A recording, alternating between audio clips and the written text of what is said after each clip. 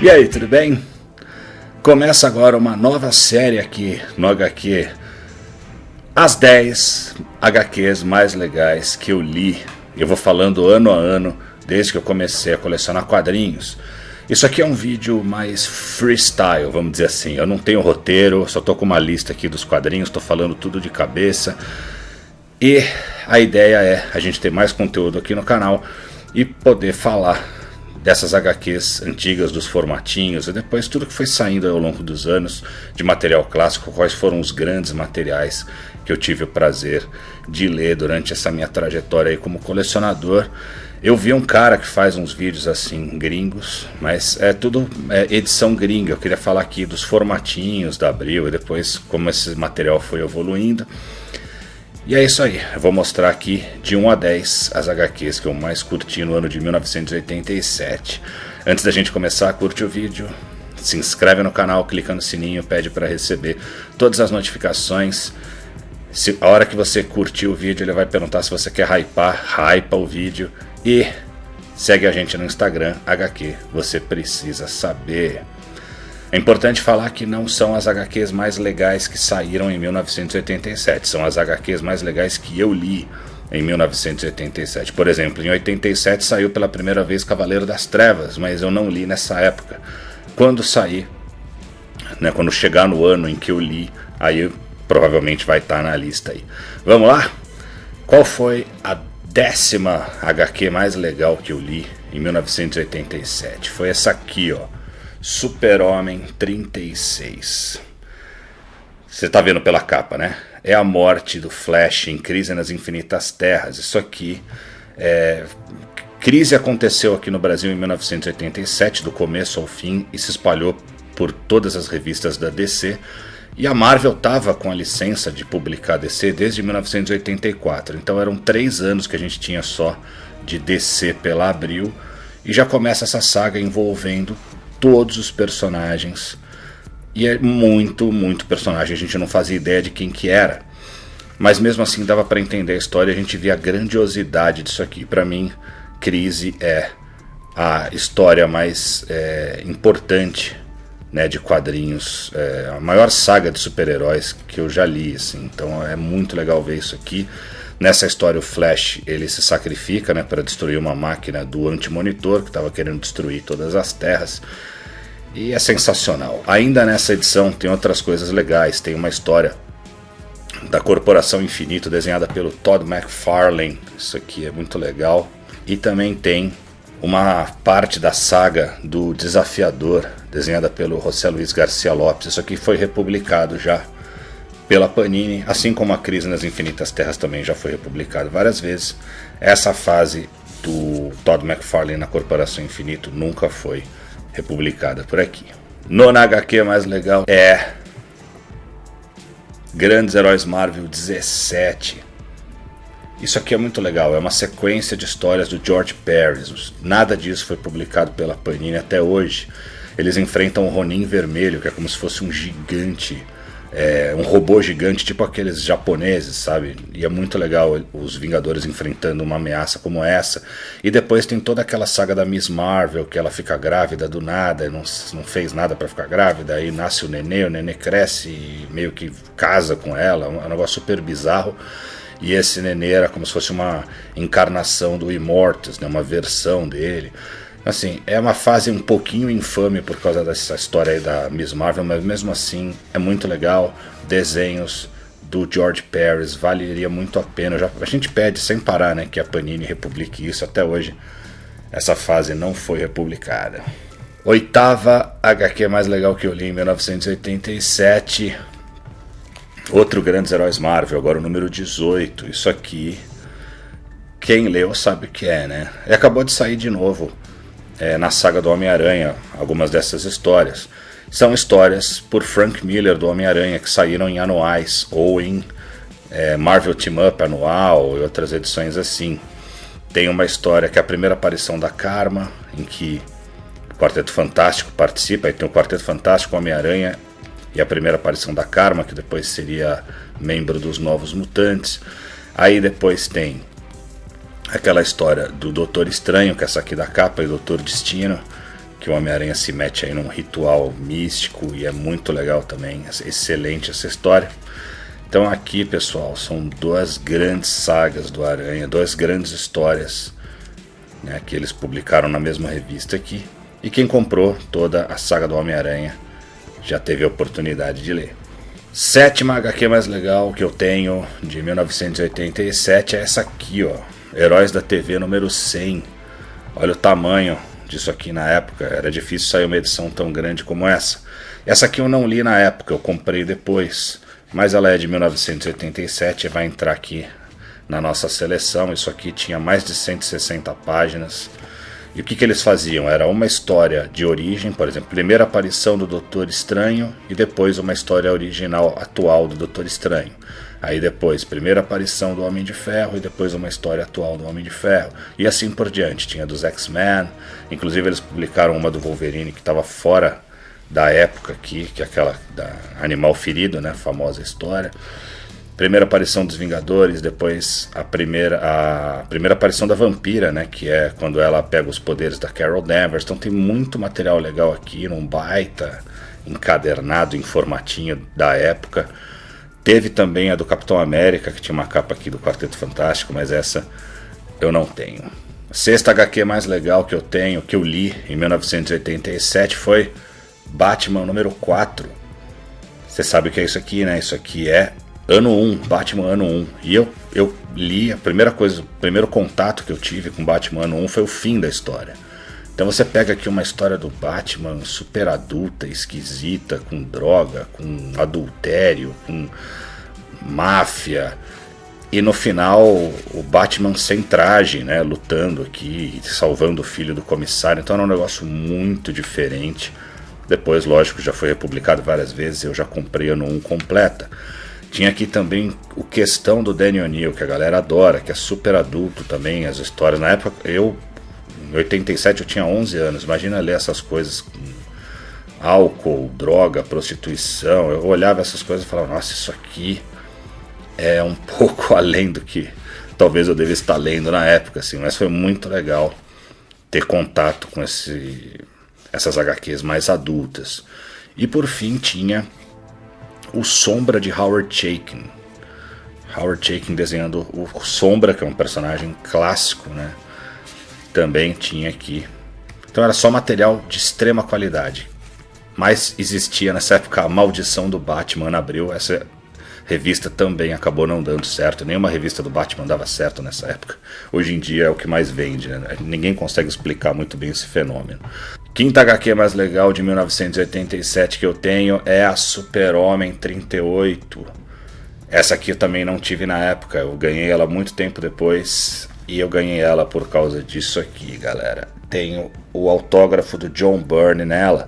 Um cara bem legal, o André Bufrem. Uma vez eu entrevistei ele para o canal. Ele ficou grato porque ele conseguiu vender umas edições que ele comprou lá com a arte do Byrne para outras pessoas. E me mandou essa edição autografada pelo Byrne. Ela é de 1987 e ela traz nada menos que o começo da saga O Homem de Aço, a saga do Byrne, recontando a origem do Super-Homem na época, hoje em dia Superman. Além disso, ainda tem outras coisas aqui. Tem uma história do Batman, tem uma história do Desafiador. E é muito legal, pessoal. Isso aqui, hoje em dia eu tenho tudo que o Byrne fez, né, com o Super-Homem. Na época eu acabei não comprando. Falei, puta, não vai dar para comprar tudo. Acabei não comprando. Mas hoje eu fico feliz de ter essa edição autografada. Quarta HQ mais legal que eu li em 1987, Super Aventuras Marvel 66. Aqui é uma parte de A Queda de Murdoch, que é justamente aquela parte em que a Karen Page tenta se injetar uma heroína e a Abril substituiu a seringa por uma navalha. E na época eu também peguei pela metade a saga, comecei a ler por aqui, também não entendi direito. Tem uns paralelos legais com o ano 1 do Batman, né? São os mesmos autores, o Frank Miller e o David Mazzucchelli. E nessa edição inteira, o Demolidor não usa o seu traje, ele tá doidão, sem traje, é um outro cara que usa. Então a do Batman também, quase o tempo inteiro ele não usa o traje de Batman. Então tinha umas relações assim, e era super adulto, super violento, e depois eu quis correr atrás de tudo. Hoje em dia, lógico, tem a saga inteira que a Panini já republicou. Aqui também tem uma história da Tropa Alpha, pessoal, sensacional, que é aquela história em que eles voltam no tempo e combatem uma das grandes feras lá no Velho Oeste. Isso aqui na época virou minha cabeça. Uma curiosidade é que tem 2 páginas trocadas aqui. Hoje em dia a Panini já lançou toda a fase da Tropa Alpha num ônibus. E tem X-Men também, uma história do David Cockrum desenhando, em que o professor está num coma lá relembrando o seu passado, né? Com o Magneto. Foi revelado aqui que eles já tiveram uma amizade, foi a primeira aparição da Gabrielle Heller, que depois seria revelado que é a mãe do Legião. Então muita coisa importante aqui. Essa edição foi uma das mais icônicas que eu li em 1987. Vamos para o nosso pódio, terceira edição mais legal que eu li em 1987. É uma coisa icônica, infelizmente a minha está um pouquinho estragada hoje em dia, mas é isso aqui, ó, Super Power 5. A capa já é icônica, o momento é icônico, também é parte de Crise nas Infinitas Terras e é a morte da Supergirl, na época Supermoça. Ela é uma das grandes baixas aí da história. Ela é assassinada pelo Anti-Monitor num confronto sangrento ali, com vários heróis envolvidos. E pessoal, Crise nas Infinitas Terras realmente precisa aparecer mais de uma vez aqui na nossa lista, porque é sensacional. Aqui também nessa edição tem outras coisas, acho que não tem outras coisas não. Não tem não, aqui só tem Crise. Aqui é um Super Powers, né? Um especial só com Crise nas Infinitas Terras. Sensacional. Segunda melhor HQ que eu li em 1987. Isso aqui para quem é fã do Wolverine, não podia ficar de fora. Minissérie do Wolverine, a primeira minissérie do Wolverine por Chris Claremont e Frank Miller. Isso aqui é sensacional, né? É o Wolverine finalmente, né, em história solo, tendo sua própria aventura, resolvendo suas questões ali com a Mariko Yashida, matando o pai dela, né, o Lord Shingen. Tem muita coisa legal aqui, o modo como o Frank Miller representa o Wolverine, mostrou as garras dele como se fossem umas lâminas, né, umas katanas, né, japonesas. Ele tem uma cara meio de Clint Eastwood. Na época eu consegui comprar a edição 1, 2 e 4. Eu era meio moleque, ainda acabei perdendo a 3. Acabei trocando com um amigo, entre aspas, da época ali, porque ele trocou. Eu dei o meu Caçadores do Mike Grell. Caçadores do Mike Grell é de luxo, era bonito, assim. Troquei por essa edição 3 do Wolverine. Depois, hoje em dia, eu acabei recomprando Caçadores também. Então, isso aqui é icônico, né? A partir daqui que o Wolverine começou a ter muito mais destaque nas histórias. Depois teve sua revista solo, então é um dos momentos icônicos da Marvel. A gente teve contato com isso pela primeira vez em 1987. Vamos só fazer umas menções honrosas antes de ir para o nosso número 1 aqui. Eu queria mostrar para vocês isso aqui, que é de 87, que é bem legal, que é Capitão América 98, também já bastante detonada, mas é a morte do Caveira Vermelha, bem icônico isso aqui, para o Capitão América. Força Psi 1. Isso aqui eu nem acho que é uma grande HQ, mas é um momento muito importante. Foi o começo do novo universo aqui no Brasil. Nos Estados Unidos eles tentaram, o Jim Shooter, né, tentou fazer um novo universo da Marvel. Não deu certo, lógico, aqui no Brasil também foi cancelado depois de 1 ano e pouco. Mas na época eu era moleque e falei, pô, personagens novos, deixa eu acompanhar e tal. Então tinha essa aqui, tinha a revista Justice também. Heróis da TV 91, isso aqui é muito legal, isso aqui é um momento também, tem uma história do Doutor Estranho, mas uma dos Micronautas que é legal também, mas a mais legal é dos Vingadores, desenhada pelo John Byrne. A fase do John Byrne também é muito legal nos Vingadores, precisa ser republicada, e aqui tem uma história em que voltam os pais da Feiticeira Escarlate e eles se envolvem numa briga e nos negócios meio místicos e malucos aqui, então é muito legal. Por causa disso eu também selecionei aqui.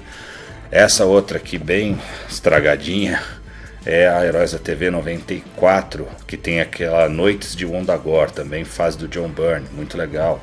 Heróis da TV 97 e 98. Já vou mostrar as duas aqui, porque aqui tem uma sequência de histórias que leva à primeira aparição do Treinador, que é um personagem muito legal, infelizmente estragado no MCU, mas nos quadrinhos é muito legal, essa história é muito boa. Até eu já fiz ela dramatizada na época do Assistindo HQ. Então, muito legal. Isso aqui já foi republicado pela Panini. Super Aventuras Marvel 55. Isso aqui eu fui ter depois, que é mais uma parte da queda de Murdoch. Tem Tropa Alpha, tem um monte de coisa legal. Nessa época, Super Aventuras Marvel era uma das melhores revistas, né? Tem X-Men aqui também, aquela história do Belasco, da Eliana Rasputin. Então, vale uma menção. E Super-Homem 31, isso aqui é o Super-Homem do Gil Kane, né, contra Brainiac. Isso aqui são histórias bem clássicas e bem legais. Também já foram republicadas pela Panini. Mas vamos lá. Se eu já falei de Crise, se eu já falei do Wolverine na minissérie, qual pode ser a HQ mais legal que eu li em 1987? Vamos continuar falando de Crise nas Infinitas Terras, porque foi Super-Homem 37, o final de Crise nas Infinitas Terras. Então aqui é o final de tudo. Todos os mundos são mesclados em um mundo só, o Anti-Monitor é destruído, o Super-Homem da Terra 2 vai por uma outra dimensão com a mulher dele para ter uma vida em paz, mas agora só tem um Superman, uma Mulher Maravilha, um Batman. Então isso aqui foi para simplificar a vida do leitor, para não ter mais tantos multiversos, embora fosse uma coisa bem legal, que depois eles ficam trazendo de volta o tempo inteiro, né? Mas que o final de Crise é apoteótico, é muito legal, muda tudo para quem era leitor na época. Para o leitor brasileiro não foi tão impactante quanto o americano, que tinha acesso a todas essas histórias e personagens diferentes de várias terras e tal. E vale muito a pena, né, você comprar essa saga hoje em dia. Tem vários encadernados aí da Abril. Crise nas Infinitas Terras. Pessoal, essa foi minha lista de hoje. Semana que vem tem outra. A gente vai pro ano de 1988 e eu vou mostrar o que eu li de legal nesse ano. Valeu, pessoal. Eu queria dedicar esse vídeo aqui, eu sei que não tem a ver, mas é o momento que a gente está passando agora aqui. Acabamos de perder uma lenda aí dos quadrinhos, infelizmente o Peter David faleceu, e eu quero dedicar os vídeos aí dessa semana a ele, que foi um cara que contribuiu muito para as HQs que a gente cresceu lendo aí nos anos 80 e 90.